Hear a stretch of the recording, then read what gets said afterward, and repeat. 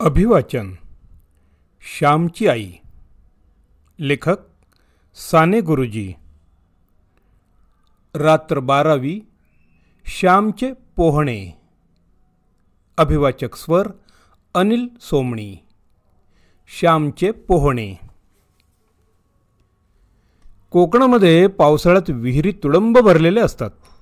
हातानं सुद्धा पाणी घेता येतं इतक्या भरतात. पावसाळ्यामध्ये पोहण्याची कोकणात मौज असते. नवीन मुलांना या वेळेसच पोहायला शिकवतात. नवशिक्याच्या कमरेला सुखड किंवा पिढले बांधतात व देतात त्याला विहिरीत ढकलून. विहिरीत पोहणारे असतातच. 6-6 पुरुष खोल पाणी असले तरी तळाशी जाऊन खर घेऊन येणारे अट्टल पोहणारे असतात. पाण्यात नाना प्रकारच्या कोलांट्या उड्या मारणारेही असतात. कोणी विहिरीत फुगड्या खेळतात. कोणी परस्परांच्या पायांना पाय लावून उताणे होऊन माना वर करून होड्या करतात. नाना प्रकार करतात. माझे चुलते पट्टीचे पोहणारे होते. वडिलांना पोहता येत असे, परंतु मला मात्र पोहता येत नव्हते. दुसरे पोहत असले म्हणजे मी मजा पाहावयास जात असे, परंतु स्वतः मात्र पाण्यात कधी गेलो नाही. मला फार भीती वाटे. आमच्या शेजारची लहान लहान मुलेही धडाधड उड्या टाकीत, परंतु मी मात्र भित्री भागूबाई.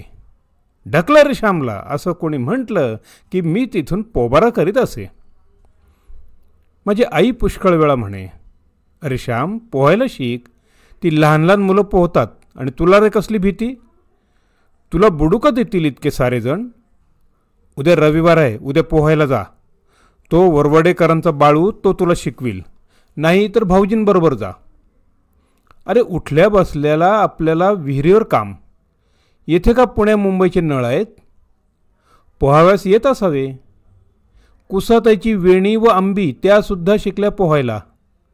तू बांगड्या तरी भर, पण बांगड्या भरणाऱ्या मुलींहून सुद्धा तू भित्रा. उद्या जा पोहायला. त्या बाबूकडं सुखडीत ठेवलेल्या त्या बांध कमरेला वाटलं तर आणखी धोतर बांधून वर धरतील. उद्या जा हो. मी काहीच बोललो नाही. रविवार उजाडला. मी कुठेतरी लपून बसायचं ठरवलं. आज आई पोहास पाठवल्याशिवाय राहणार नाही असं मी नक्की ओळखलं होतं. मी माळ्यावर लपून बसलो. आईच्या प्रथम ते लक्षात आलं नाही. साधारण 8 वाजायची वेळ आली.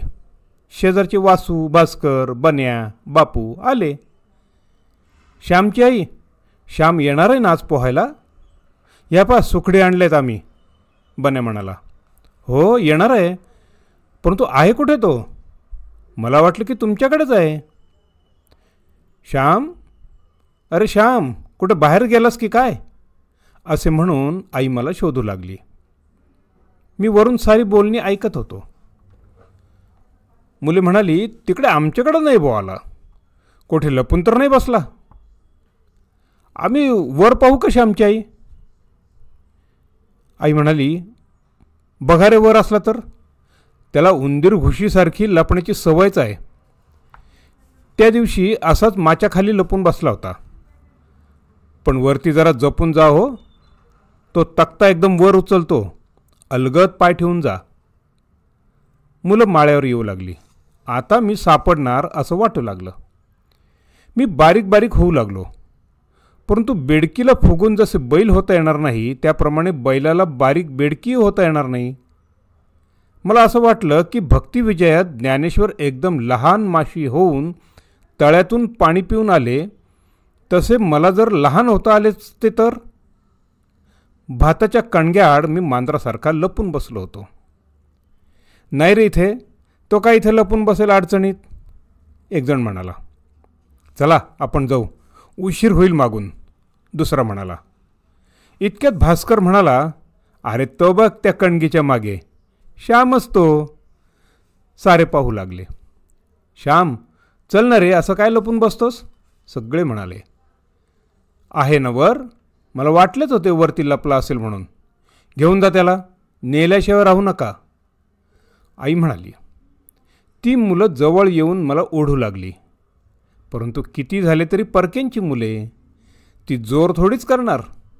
ती हळूहळू ओढीत होती व मी सर्व जोर लावित होतो. श्यामची आई, तो काही येत नाही व हलत नाही, मुलं म्हणाली. आईला राग आला व ती म्हणाली, बघू दे कसा येत नाही तो, कुठे आहे कार्टा, मीच येते थांब. आई वर आली व रागाने माझा हात धरून तिनं ओढलं. ती मला फरफटत ओढू लागली. तरी मी हटून बसतच होतो. एका हातानं आई ओढीत होती व दुसऱ्या हाताने ती शिमटीने मला मारू लागली. आई मुलांना म्हणाली, तुम्ही हात धरा व ओढा, मी पाठीमागून हाकलते व चांगला झोडपते, बघू कसा येत नाही तो. मुलं मला ओढू लागली व आई शिमटीवर शिमटी देऊ लागली. नको गाई मारू, नको ना आई, आई आई आई, मेलो मेलो. मी ओरडू लागलो, काही मरत नाहीस, उठ, तू उठून चालू लाग. आज मी सोडणार नाही तुला. पाण्यात चांगला 2-4 वेळा बुडवा रे याला, चांगलं नाकात तोंडात पाणी जाऊ देत. उठ, अजून उठत नाहीस, लाज नाही वाटत, भिकारड्या, लपून बसतोय. त्या मुली आल्या बघ फजिती बघायला, असं म्हणून आईनं जोरानं मारणं चालवलं. जातो मी, मारू नको मला, मी म्हटलं. निघ तर, पुन्हा पळालास तर बघ, घरात घेणार नाही, आई म्हणाली. श्याम, अरे मी सुद्धा उडी मारते. परवा गोविंद काकांनी मला खांद्यावर घेऊन उडी मारली, मजा आली, वेणू म्हणाली.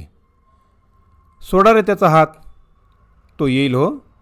श्याम, अरे भीती नाही, एकदा उडी मारलीस म्हणजे तुझा धीर आपोआपच चेपेल. मग आम्ही नको म्हटले तरी तू आपणहून उड्या मारशील. रडू नकोस, बने म्हणाला.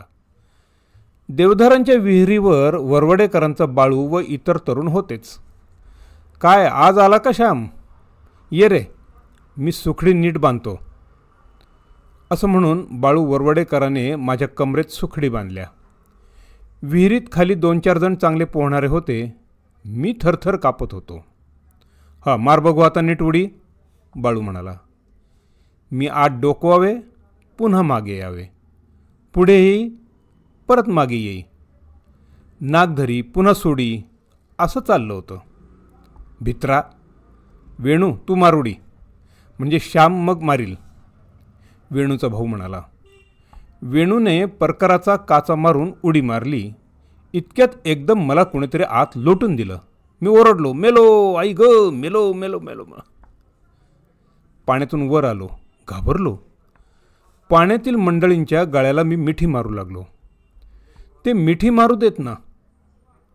आडवा हो असा, पोट पाण्याला लाव व लांब हो, हात हलव. मला पोहण्याचे धडे मिळू लागले. बाळूनेही उडी घेतली व त्याने मला धरले. माझ्या पोटाखाली हात घालून तो मला शिकवू लागला. घाबरू नकोस, घाबरलास म्हणजे लवकर दम लागतो. एकदम कडेला धरावायला नको आणि अगदी जवळ गेल्याशिवाय कडा धरू नये. बाळ वस्तुपाठ देत होता. आता फिरून उडी मार, चढ वर, बने म्हणाला. मी पायऱ्या चढून वर आलो, नाक धरले, पुढे मागे करीत होतो. परंतु शेवटी टाकली एकदाची उडी. शाब्बास रे श्याम, आता आलेच पोहणे, भीती गेली की सारे, बाळू म्हणाला. त्याने मला पाण्यात धरले व आणखी शिकविले. आता आणखी एक उडी मार म्हणजे आज पुरे, सारी मुले म्हणाली. वर येऊन मी उडी टाकली. बाळूने न धरता थोडा पोहलो. माझ्या कमरेला सुखडी होत्या म्हणून बुडण्याची भीती नव्हती. माझा धीर चेपला, पाण्याची भीती गेली. आम्ही सारे घरी जाण्यास निघालो. मुले माझ्याबरोबर मला पोचवायला आली. बने म्हणाला, श्यामची आई, श्यामने आपणहून शेवटी उडी मारली, मुळी भ्यायला नाही आणि सुखडीवर थोडे थोडे त्याला पोहताही येऊ लागले. बाळूकाका म्हणाले की श्याम लवकरच शिकेल चांगलं पोहायला. अरे पाण्यात पडल्याशिवाय नाका तोंडात पाणी गेल्याशिवाय भीती जात नाही. श्याम डोके चांगले पूस, ती शेंडी पूस, आई म्हणाली. मुलं निघून गेली. मी डोके पुसले, सुकी लंगोटी नेसली. मी घरात जरा रागावून बसलो होतो. जेवण वगैरे झाली. आई जेवायच बसली होती. मी ओसरीवर होतो. इतक्यात श्याम अशी आईनं गोड हाक मारली. मी आईजवळ गेलो व म्हटलं, काय? आई म्हणाली, ती दह्याची कोंडी घे आत दही आहे, चाटून टाक, तुला आवडते ना. मला नको, जा. सकाळी मार मार मारलेस आणि आता दही देतेस. मी रडबेला होऊन म्हटलं, हे बघ, माझ्या अंगावर अजून वळ आहेत. विहिरीतील इतक्या पाण्यात पोहलो तरी ते गेले नाहीत.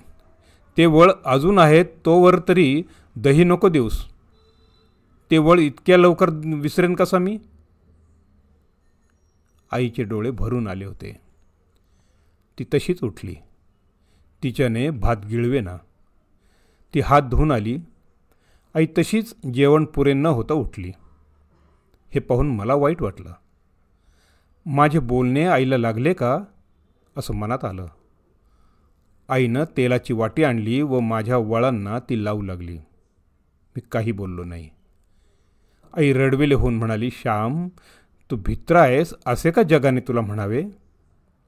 माझ्या श्यामला कोणी नावं ठेवू नयेत, श्यामला कोणी नावं ठेवू नयेत म्हणून मी त्याला मारले. श्याम, तुझ्या आईला तुमची मुले भित्री आहेत असे कोणी म्हटले तर ते तुला आवडेल का, ते तुला खपेल का. तुझ्या आईचा अपमान तुला सहन होईल. माझ्या मुलांचा कोणी अपमान केला तर ते मी सहन करणार नाही, व माझा कोणी अपमान केला तर माझ्या मुलांनी सहन करता कामा नये. असे असेल तरच मी त्यांची खरी आई व ते माझे खरे मुलगे. रागावू नको, चांगला धीट हो. ते दही खा व जा खेळ. आज निजू नको हो. पोहून आल्यावर निजले तर लगेच सर्दी होते हो.